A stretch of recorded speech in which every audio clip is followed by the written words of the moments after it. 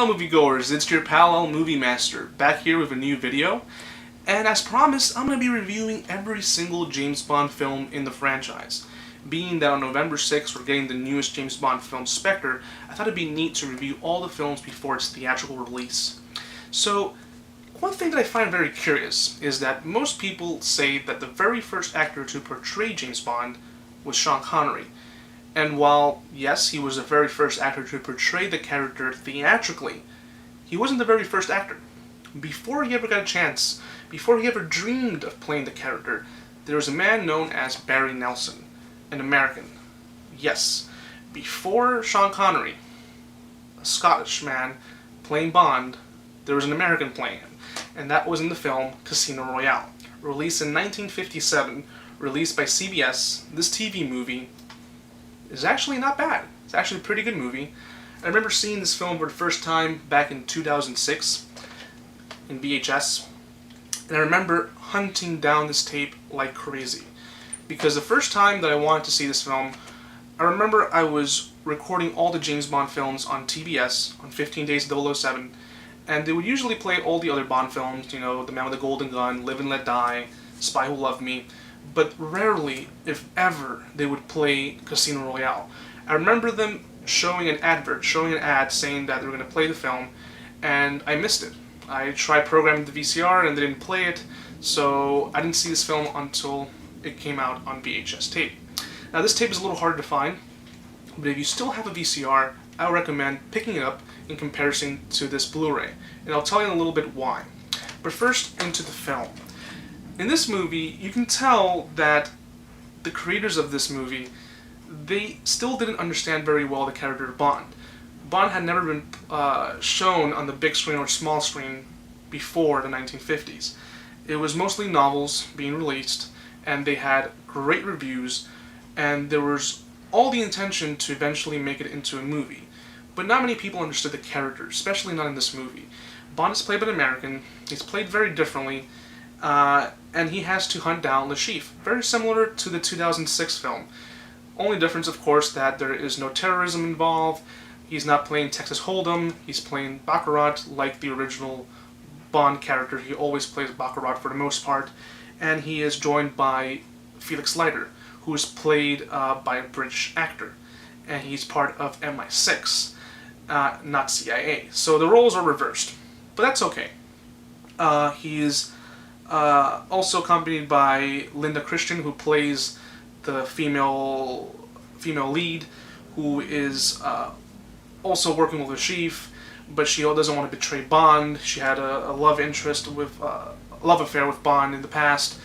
It's an interesting film, you know. For the most part, it feels a little bit claustrophobic because the movie is shot in a set. It's limited only to a couple of rooms. You're seeing James Bond's hotel room, you see the villain's hotel room, you see the lobby, and the casino table. There are no exterior shots, an exception of one scene where Bond is seen walking into the casino, like he's opening the door and you see the outside, but you can tell it's also part of a set. And the movie's split into 2 acts. And it's 54 minutes long, it's really short. Yes, it's not canon with the other Bond films, but it's neat to see, it's nice to see something that came before Sean Connery. Like I was saying before, there's 2 versions, actually there's several versions, but these are the 2 versions I've been exposed to.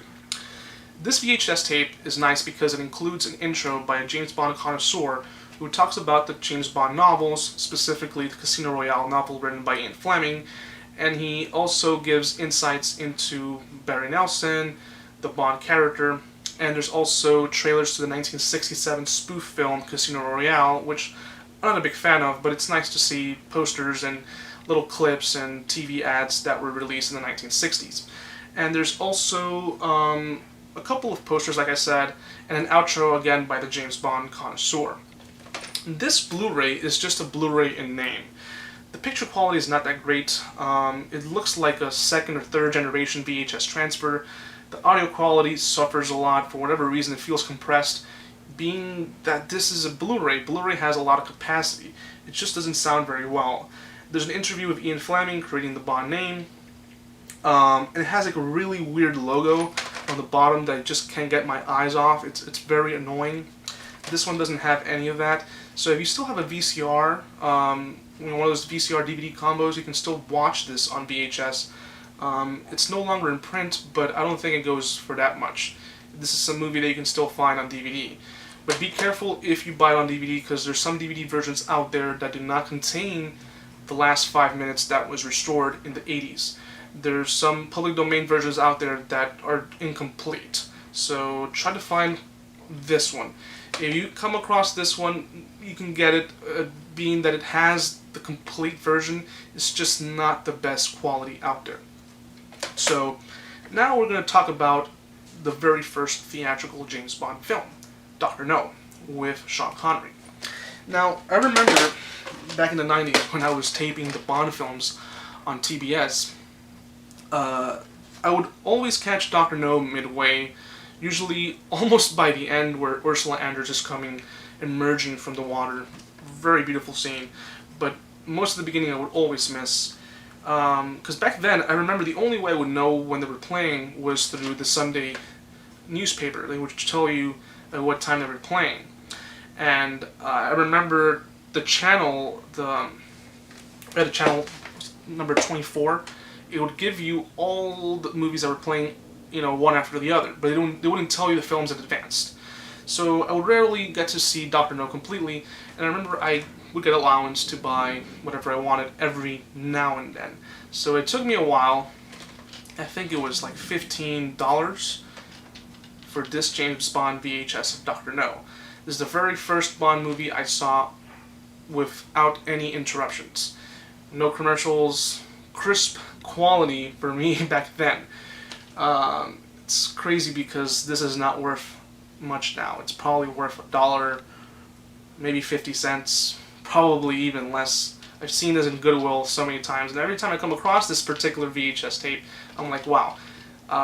It took me a long time. $15, because back in the late 90s, early 2000s, most tapes were pretty pricey. People forget, they used to run for $15, $20 in the 90s. It started going down like in the early 2000s once, DVD took over. But anyway, I also have this on Blu-ray, of course, here, and this is the best transfer you'll ever see. It was done through the Lorry Digital Transfer, where they get the film reel and they remaster it scene by scene. Spectacular. I think it looks better than even the ones that were released in the Ultimate Edition on DVD. So, it looks great. So, this Bond film is Sean Connery's first film playing Bond. And you can tell this is Sean Connery in his prime. He's built, he's thin. And in the film, M sends Bond to Jamaica to investigate the murder of one of his colleagues, who has gone missing. And this leads Bond to a very sinister organization known as Spectre. And we're also introduced to one of its members, Dr.No. One of the things I like about Dr.No is that in comparison to the future Bond films, especially the later ones with Sean Connery, Spectre still feels like a threat. Dr.No feels like this really intelligent guy who's using his intelligence for evil. It doesn't feel like a spoof. It doesn't feel like, something from Austin Powers. Because Austin Powers, parodied the later Bond films, being that by then Spectre just seems so silly. And I would say it started becoming silly by the time You Only Live Twice came out. Most of the Bond films after that, Spectre just seemed like a joke. But in Dr.No, the reasons for Dr.No to maintain Bond alive are legitimate. It makes sense why Dr.No wants to keep Bond alive. In most of the other Bond films, why are you giving Bond a chance to survive? Why are you telling him your secret plans? It makes no sense. But in Dr.No it makes sense because he actually has lost time, money, and effort to killing someone who should have been killed a long time ago, So here he says, okay, we can't kill him, let's have him join our organization. So this movie has aged very well. It was released in 1962. For the most part, this movie looks wonderful. It has a great pacing. And what I like about this movie is that this is one of the first Bond films, it was the very first Bond film, and it has no gadgets, so it's like a spy mystery film. You're following Bond through this investigation. Nothing feels out of place. Nothing feels like it's fantasy. For the most part, everything feels great. And one thing that I like is that Bond is still a cautious character. There's a scene where you watch Bond entering his hotel room, and he's vigilant. He's checking to see if anyone entered his room, if anyone poisoned his drink. Everything feels like an actual spy film. You can actually believe the character of Bond. An exception, of course, of the very dated, womanizing character that he is. That's something that I've never really felt great about the Bond films, especially the older ones. Most people say, oh, Bond is a misogynist, he's, this guy who only sleeps around with women. But as a kid, I remember just not really caring so much about that. I really just liked the gadgets and the action and all the crazy stuff that happened. But of course, watching them now, those things do feel a little bit out of place. But everything else is great. This movie is definitely worth getting on Blu-ray if you've never seen it. It's definitely one that I would recommend watching before you watch Spectre, so you get kind of a feel of what this organization is about. This movie was followed by perhaps my favorite James Bond movie, From Russia with Love. This movie I remember also picking up on VHS. I think I still have a copy of the VHS tape right here. And this is not the exact one that I had back then, but I remember the one that I had creases around here and had a Blockbuster sticker. And I remember picking up this tape back when Blockbuster was phasing out all their VHS tapes. And I said, okay, I'm missing this Bond movie, I have to see it. I had already seen it before on TBS, but not without interruptions. So it still has like a little sweepstake thing in here. This Bond movie, what I love about it, it's that even though Dr.No is a very authentic spy film, this one tops it up 20 times more. I know people who don't particularly like this film. There are people who say it's boring, nothing really goes on, there's no gadgets. Well, there are gadgets, but not as much gadgets as the future Bond films. But what works so well with this movie is that the music, the action sequences, the opening sequence, it still works great, and it was shot literally a year after Dr.No. In this movie, Sean Connery, playing Bond, he has to investigate this machine. He has to find this machine called the Lecter decoding machine, which both the British and the Russians want. So Spectre, being the crazy organization that it is, thinks that, okay, let's put Bond to get this machine for us. We'll kill him in the process, we'll have the British and the Russians fighting off against each other, let them do that for a while, and we'll just get the machine at the end. No one will know Spectre was involved, because Spectre doesn't exist, really.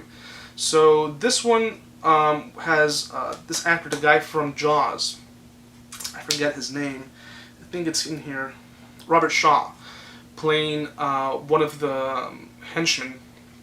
Has one of the best action sequences in a train, where Bond has to fight this guy off, and at first he doesn't know if this guy is part of Spectre. He thinks he's part of Smersh, which is I think it's like a Russian operative thing. I don't remember exactly what it was, but when he finds out it's Spectre, it's a great action sequence that takes place right after that. The actress who plays the female lead, I think her name is Daniela Bianchi. Beautiful. All of the scenes she's in, she looks spectacular. There are some scenes, again, also like Dr.No, where women are kind of objectified. There's even a scene where Bond slaps Daniela Bianchi's character, Tatiana, and watching it now, that scene is kind of difficult to watch. Even though it kind of makes sense why he's doing that, because he's trying to get information, nothing justifies a man hitting a woman. So that scene I don't like. That's the only reason why I wouldn't give this film the complete 5 stars. It's a 4.5, but it's still one of my favorite Bond movies. It's almost my favorite Bond movie. This one and Casino Royale and Goldfinger are Bond movies that I can watch over and over again, and they're great. Again, there are only a couple of gadgets. There's only like one real gadget in this movie, and it's a briefcase that Bond has that has a rifle, and it also has this explosive that if you open the briefcase by pulling the hatchets down, it explodes in the villain's face. So, great movie. Pick it up also on Blu-ray. This movie's PG. For the most part, I think most people of all ages can watch this film. An exception of that scene where Bond slaps Tatiana. I didn't like that part. And Sean Connery's Bond does that a lot for some reason. It's something that does not age well for the most part, but everything else is great. A lot of great action sequences. I still keep the VHS tape for nostalgia purposes. Like, I like watching them as I remember seeing them. Yes, of course, it's cropped, but that's how I recall seeing it when it was on TV as a kid. Now, one thing that I wanted to share now is something that I recently picked up. I got this at this place called Retro Video, and it's a little place.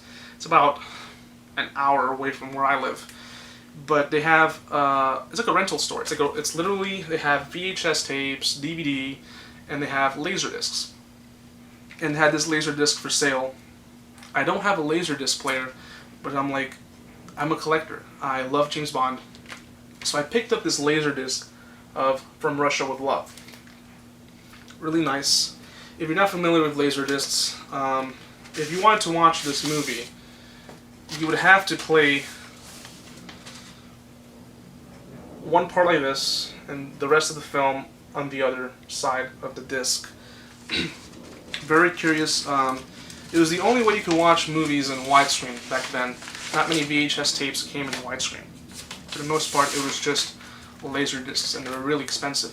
But I paid $2 for this. It's very nice. I have it next to my James Bond collection on Blu-ray. It's nice to look at the little artwork. It's very detailed. If I ever get not a Blu-ray player, a Laserdisc player, I wouldn't mind watching this. I have a couple of other Laserdiscs of James Bond. I'll be sharing them as I do more reviews. I hope you enjoyed this review. If you have any questions regarding this James Bond series, if you're a fan, let me know what's your favorite James Bond movie, what's your favorite James Bond moment, who's your favorite James Bond actor, and what are your thoughts on the upcoming film Spectre. So join me tomorrow. Tomorrow is Monday. Hopefully tomorrow I'll be uploading 3 more reviews. I hope to do all these reviews before the release of Spectre on November 6th. So anyway guys, until next time, take care.